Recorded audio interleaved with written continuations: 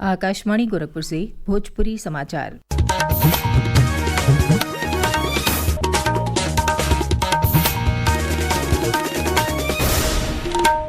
नमस्कार। समाचारन के साथ हम सुकीर्ति असाना। प्रमुख रक्षा अध्यक्ष जनरल अनिल चौहान, सेना प्रमुख जनरल उपेंद्र द्विवेदी, वायुसेना प्रमुख एयर चीफ मार्शल एपी सिंह और नौसेना प्रमुख एडमिरल दिनेश के त्रिपाठी आज राष्ट्रपति द्रौपदी मुर्मू से मुलाकात करके वहां के ऑपरेशन सिंदूर के बारे में जानकारी दियालें। सोशल मीडिया पोस्ट में राष्ट्रपति आतंकवाद के खिलाफ भारत का उल्लेखनीय सफल कार्रवाई बदे भारतीय सशस्त्र बलन का वीरता और समर्पण का सराहना कैली। प्रधानमंत्री नरेंद्र मोदी कल ही पाकिस्तान के कड़ेर से निजता देत कहलें कि भारत के लगे आतंकवादियन के उनके घरे में घुस के खत्म कैले का क्षमता हाव। ए बीचे भारत सरकार global times, Xinhua news agency और TRT वर्ल्ड का एक्स अकाउंट के देश में प्रतिबंधित कर दिया हाव। सूत्रन के हिसाब से देश में कथित रूप से पाकिस्तान बदे झूठ प्रचार कैले के लेके उनके खिलाफ ई कार्रवाई कल गई हाव। एगो औरियो घटनाक्रम में सीमा सुरक्षा बल के जवान पूर्णम कुमार सौ आज भिन्न ही देश लौट आए।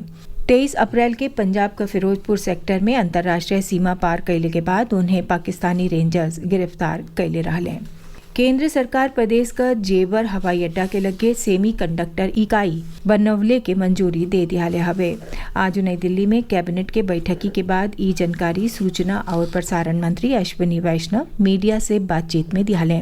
वहां के कहले कि ई इकाई HCL और फॉक्सकॉन के संयुक्त उद्यम के साथ भारत सेमी कंडक्टर मिशन के तहत स्थापित कल जाये। ये संयंत्र के हर महीना 20,000 वेफर्स बदे डिजाइन कल गई हाव और एक डिजाइन आउटपुट क्षमता 36 मिलियन यूनिट हर महीना हाव। वहाँ के कहले कि जेवर में नया सेमी कंडक्टर इकाई में 3,700 करोड़ रुपया का निवेश आई। न्यायमूर्ति भूषण रामकृष्ण गवई आज भारत के 52वां मुख्य न्यायाधीश के तौर पर शपथ लिया लें। राष्ट्रपति द्रौपदी मुर्मू आज भिन्न ही राष्ट्रपति भवन में एगो समारोह में उन्हें पद और गोपनीयता का शपथ दियौलिन। मैं भूषण रामकृष्ण गवई, जो भारत के उच्चतम न्यायालय का मुख्य न्यायमूर्ति नियुक्त हुआ हूँ, सत्यनिष्ठा से प्रतिज्ञा करता हूँ कि मैं विधि द्वारा स्थापित भारत के संविधान के प्रति सच्ची श्रद्धा और निष्ठा रखूंगा। मैं भारत की प्रभुता और अखंडता शून्य रखूंगा। मुख्यमंत्री योगी आदित्यनाथ आज खाद्य सुरक्षा और औषधि प्रशासन विभाग का एगो उच्च स्तरीय समीक्षा बैठकी कैले।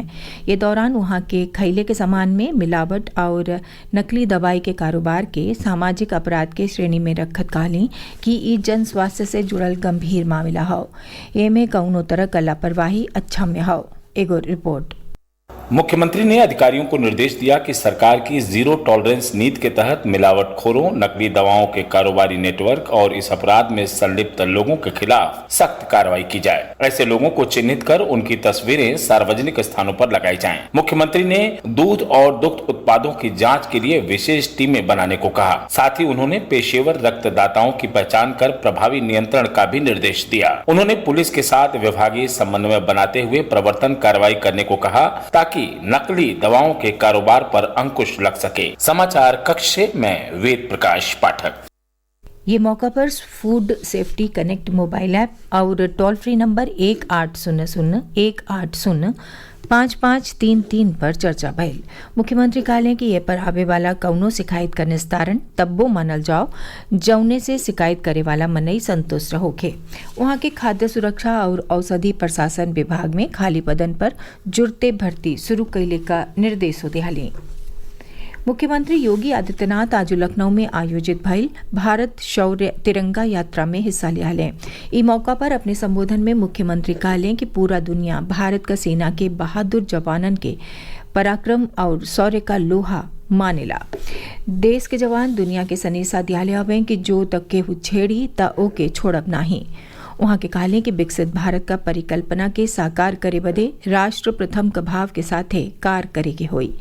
ये मौका पर उप मुख्यमंत्री ब्रजेश पाठक और भारतीय जनता पार्टी का प्रदेश अध्यक्ष भूपेंद्र सिंह चौधरी के सतही कई गो सीनियर मंत्री और पार्टी के नेता लोग शौर्य तिरंगा यात्रा में शामिल रहले। भीषण गर्मी और हीट वेव के बीच मौसम विज्ञान विभाग 17 से लेकर 20 मई ले प्रदेश में कहीं कहीं बरखा और गरज चमक के साथ बूंदाबांदी भइले का आगम जतौले हवे। मौसम में ये बदलाव से अधिकतम तापमान में गिरावट का आगम हव। समाचार पूरा भइल। नमस्कार।